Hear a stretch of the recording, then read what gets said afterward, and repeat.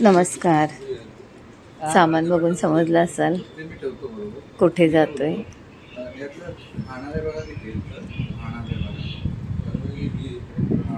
I नमस्कार. चला नागपंचमीला गावी चाललोय आम्ही.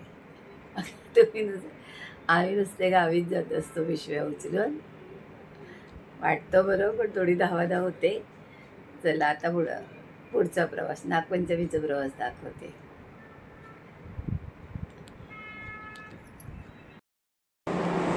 कुठे आहे हे? चल ठेव ढोलकी आता तिथे बॅगमध्ये, गाडीमध्ये ठेव. चल हे घे हातातून.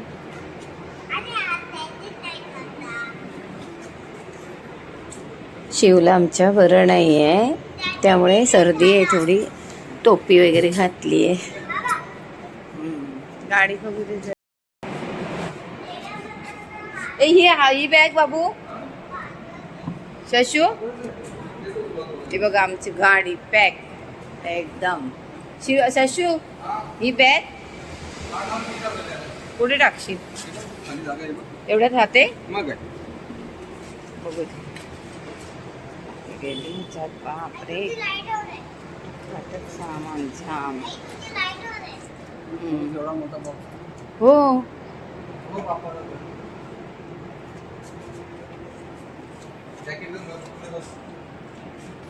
चलो. आणि कानाचं काढू नका मम्मी. हा गणपती बाप्पा. अशी बोलत नाही आजकाल. बोल. चुवा असतो ना एक बारकासा. चलो.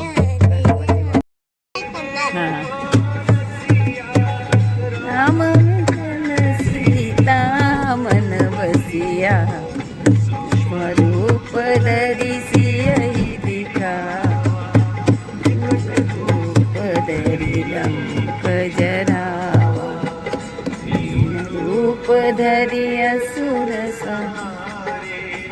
राम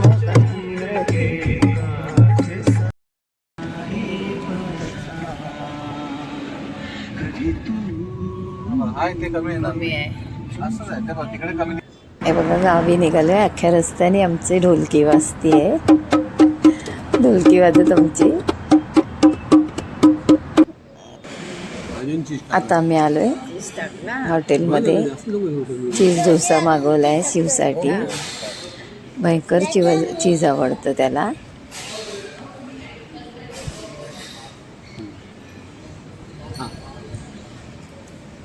आम्ही पुणा रोडने आलो. इमेजिकेच्या पुढे आहे हे हॉटेल. इथे थांबतो कारण इथे बाथरूमची वगैरे जरा चांगली सोय असते. आता गावाकडचा रस्ता.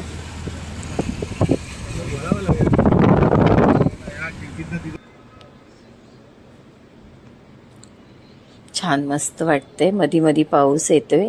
गावाला हे एक असतं, कधी छान ऊन पडतं थोडंसं, अगदी कोवळं, आणि लगेच पावसाची सर येते छानपैकी. सगळीकडे हिरवळ,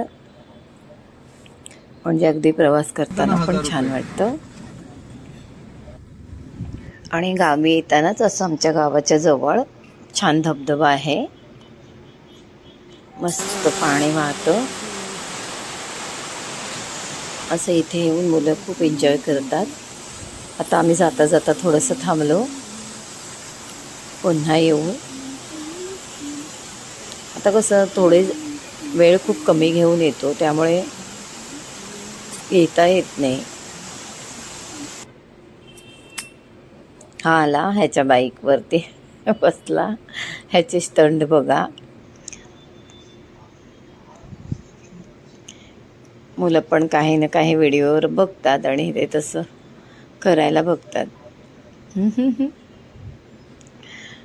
खूप असं.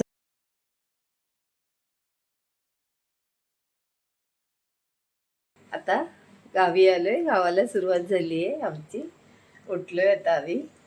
उठलोय काय झालंय, पाणी बिणी झाले. पोह्यांची तयारी चालली आहे. दाखवते तुम्हाला सगळं मी. आणि आता बाहेर काय चाललंय ते बघा.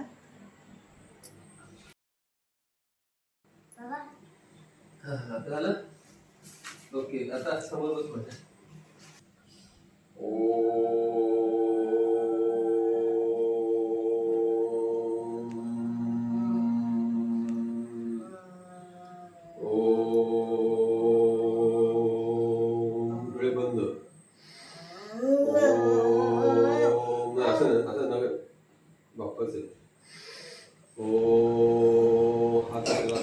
हे बघितलं, असं आमचा योगा चालू आहे. इथे कांद्या पोह्यांची तयारी केली आहे.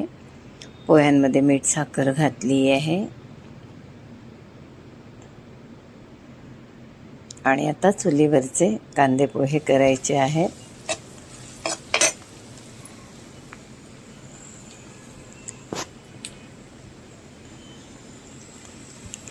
आता आपले पोहे झाले. चुलीवरचे कांदे पोहे खूप छान लागतात. आम्ही गावी गेलो तर चुलीवरचे कांदे पोहे.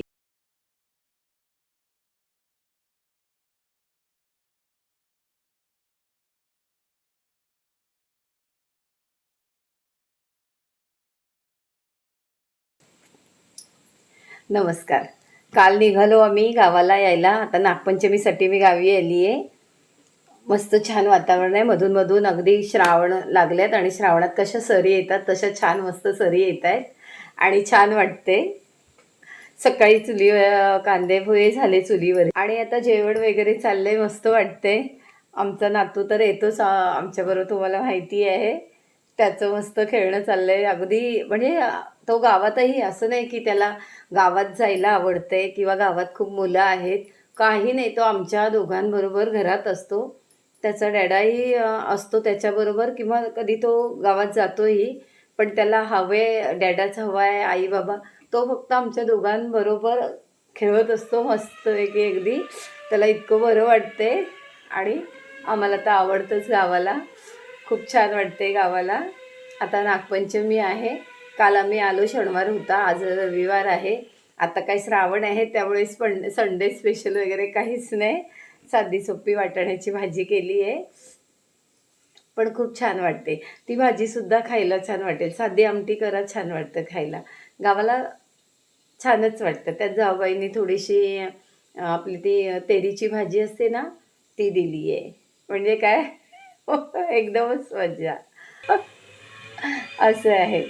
तर कोकणात सणांना वगैरे गावं भरलेली असतात. इतर वेळेला जी राहतात म्हणजे पहिल्यापासून तीच आहेत. बऱ्यापैकी आमच्या गावात तरी म्हणजे माणसं आहेत. काही काही ठिकाणी म्हणजे माझ्या माहेरी जाल तर खूप कमी आहेत गावाला माणसं. पण इथे आहेत, बऱ्यापैकी कुटुंब आहेत. त्यामुळे जरा बरं वाटतं. कधी मधी आलं तरी काय असं वाटत नाही. पण काही काही गावात ना अक्षरशः ओस पडलेत. मुंबईतल्या 10 बाय 10च्या रूममध्ये 10-10, 15-15 लोकं अशी कोंबून राहत आहेत की तिथे झोपायला उठायला जागा नाही. पण गाव सगळे ओस पडलेत. मोठी मोठी घरं आहेत, अशीच पडलेत. कोणी साफसफाईला नाही, कोणी बघायला नाही.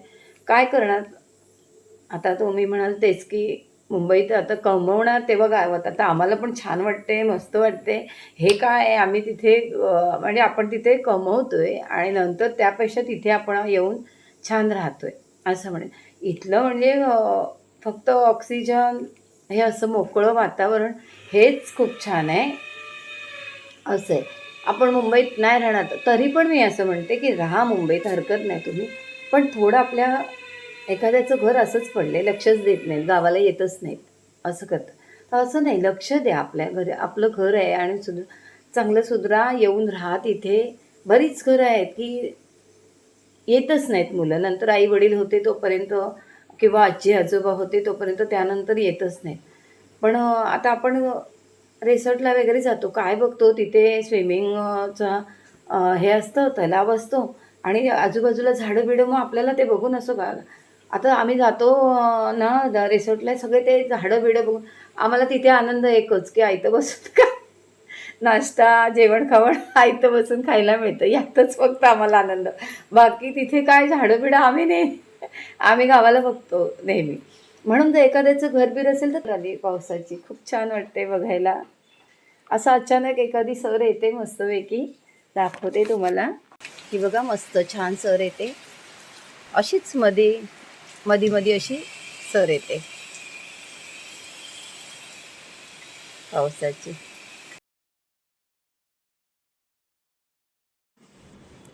हे बघा, येतानाच मके आणले मार्केटमधून. मस्त चुलीवरती उकडत ठेवलेत, मीठ घातलं त्याच्यामध्ये. आता त्याला मस्त लिंबू आणि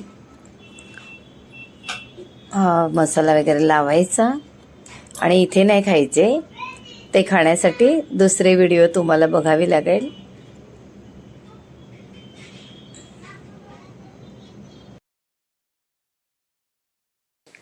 पूर्ण दिवस गेला छान मस्त अगदी. तुम्हाला सगळा दिवस दाखवला माझा. सकाळची संध्याकाळ झाली पण तुम्हाला सांगते तेवढेच फ्रेश आहे मी अजून. तुम्हाला माझ्या बोलण्यावरून वगैरे वाटत असेल तेवढीच फ्रेश आहे. गावाला हेच महत्त्वाचं आहे की कितीही काम असलं ना तरी करून वगैरे अगदी फ्रेश.